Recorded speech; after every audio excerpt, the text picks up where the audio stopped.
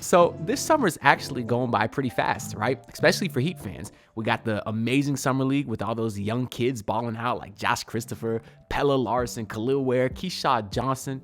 But now we get the Olympics, where we get to watch one of our other young rising stars ball out in Nikola Jovic. As today we got USA versus Serbia in the Olympics, which was a pretty exciting game. It was close for the first couple quarters. Team USA really pulled away in the third and ended up blowing out Serbia with a final score of 110-84. But as Heat fans, this was an extra exciting game for several reasons. I guess you got Eric Spoelstra as an assistant coach. You had D Wade on the broadcast, which he was okay. Listen, I thought D Wade was pretty good in the broadcast. Obviously, he's been great when he's appeared on TNT halftime show and all these other appearances. He's got a really great personality. But as the color commentator, he had a lot of jokes that were maybe a little bit too repetitive. Every time Bam did something good, he kept saying his mama call him Bam, I call him Bam, which I like that. It's kind of catchy. But he overused it quite a bit. And then he kept having this one where he was like, I know his pronouns and they are he, him, which was pretty good. I get it. It's emphatic. It puts across a point. He was doing it for LeBron, but then he started doing it every time LeBron touched the ball. And then he started saying it for other people. But I'm not going to blame D-Wade too much because he's still relatively new to this whole commentating thing. So I think he'll figure out his lane as he goes on. But anyways, plenty of other exciting things to talk about as we got our matchup of Bam Adebayo versus Nikola Jovic, which was super exciting. It was about 5 minutes into the game where Bam finally checked in, and Nikola Jovic was just a couple possessions before that. And I was interested to see how much Bam would actually play because obviously this was the return of Kevin Durant. And boy, what a return that was. I mean, he finished today 23 points, 8 of 9 from the field, 5 of 5 from 3. He came into the game cooking. And it's a damn shame the Heat did not have the assets to get KD the multiple times he wanted to come here. Because my God, at his age, he is still one of the best, smoothest, most pure hoopers in the world. He was 4-4 from 3 coming into the game. I was so mad because Steve Kerr subbed him out. And then as soon as KD checked back in a few minutes later, that boy pulled a transition pull-up three, nothing but nets. Oh my God, he's fun to watch. I actually like Kevin Durant. I know a lot of people don't because of the whole Golden State thing, but hey, he did what the best move for him to win was. And I respect players that want to win over everything else, but that's a topic I could discuss in another video. Anyways, when Bam did check into the game, he was actually guarding Nikola Jokic, which makes sense because nobody can stop Jokic for sure. He certainly was hooping today at points, but nobody slows him down better than Bam Adebayo. But on the other side of the court, you did get Nikola Jovic guard Bam. So we did get that fun matchup. But, I mean, all these guys are such versatile defenders. Bam, AD, they were switching on everyone entire game. So we certainly got some moments where both guys got the shine. Early on, when Jovic checked in, he did hit his first three, which was when they double-teamed Nikola Jokic, who kicked it out to the corner to Jovic, who hit a three over Anthony Davis. I hope I'm not confusing with the names. I don't know a better way to describe it. Maybe I should give them nicknames. Maybe I could call Nikola Jokic the sloppy fat boy, like Marcus Morris called him, I think, on Twitter for that incident in Denver, which we will never forget. I'll be petty to Serbia forever because of that. Maybe not Serbia. Let me not take it out on the whole country because they got some good hoopers over there, including Nikola Jovic, obviously.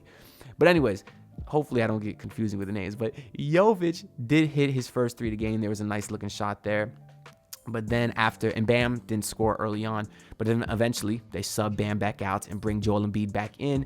And immediately Serbia went on a huge run. Joel Embiid is not good at basketball, at least not in the Olympic play. They probably only continue to start him and play him because they probably promised him he would get a lot of minutes because Embiid was iffy on if he played for Cameroon or if he played for France or USA.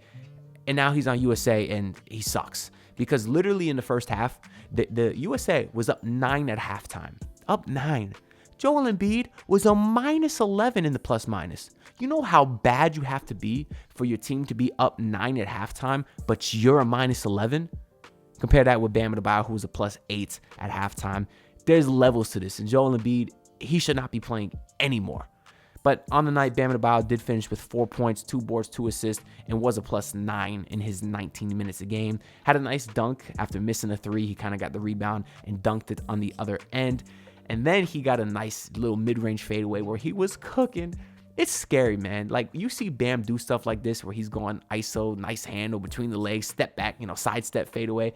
for a 6'9" player with his athleticism, I really think he's a guy that has the capabilities of scoring like 23, 24 plus points a night. Hopefully we get to see some of that this year. I don't know how much, of a load Jimmy's going to take offensively, but if he wants to kind of concede a little bit to Bam as we start to transition into that era, I think Bam's a guy that can do it because he's super, super versatile. And that fadeaway that Bam did hit was immediately after Nikola Jovic tried to score on him on the other end with like this little one-legged fadeaway. So they got to go back and forth a little bit there. But Nikola Jovic himself only finished with, I think, 5 points because he only hit 2 free throws besides that 3 that we showed earlier. Had 2 boards and 1 assist for Nikola Jovic. So he certainly wasn't great. And there was one play where he got cooked by Anthony Edwards. Anthony Edwards has phenomenal footwork. Y'all know I love the footwork. Anthony Edwards from the guard spot has the best footwork in the league. Obviously for a guard, again, crazy. But we're not going to talk about that Jovic highlight too much or Jovic low light because I do think his defense was fine today in general. But anyways, Nikola Jovic, like we said, we shot 1 for 6. Still got more points than Jason Tatum, who on the night finished with 0 minutes, 0 points, 0 rebounds, did have 1 warmed bench, like 26 class, 12 high fives, 8 water bottles filled, because that boy was a DNP, because he is a bum. Jason Tatum, one of the most overrated superstars in the entire league. And yeah, they got their chip, so the rest of this stuff is irrelevant. And I'm just being petty. I understand that, but I'm going to be petty. Because Jason Tatum's out there playing 0 minutes, and Bam Adebayo is playing some of the best defense you ever seen. Guarding Nikola Jokic, forced him into a shot clock violation one time. He was truly incredible today, although he only had 4 points. But the guys who were really, really incredible today, the couple of GOATs, LeBron James, my God, 21, 8, and 9 for him. All broadcasts, they keep saying, oh, vintage LeBron, how's he still doing this at 40?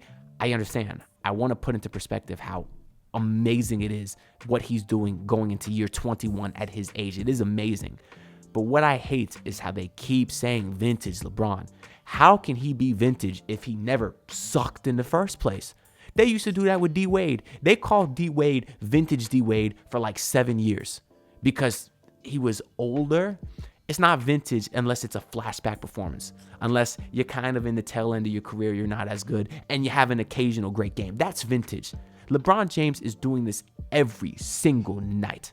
So for the broadcasters out there, stop calling him vintage. That's not vintage LeBron. That's just LeBron.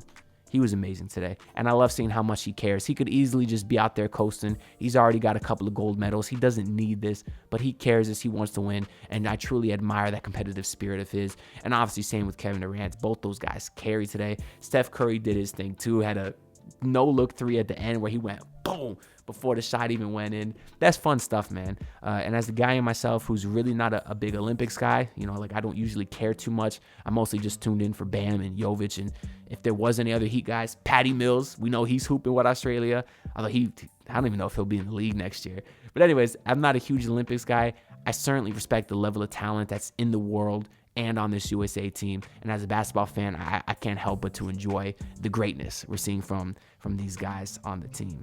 But anyways, that's all I got to say for this video. So if y'all watch the game, let me know what you think down below. Do you think Bam should be starting instead of Joel Embiid? Do you think Steve Kerr's an idiot? I'll be reading all y'all comments, so just drop them down below. Like the video and subscribe because I greatly appreciate all the support. And I'll see y'all in the next one. Peace out. Look, pull up in the city trying to get that dead face. Do it on my own, I don't need no dead weight. Had to kill him off, yeah, I need a head space. You know this homegrown bitch don't offend me.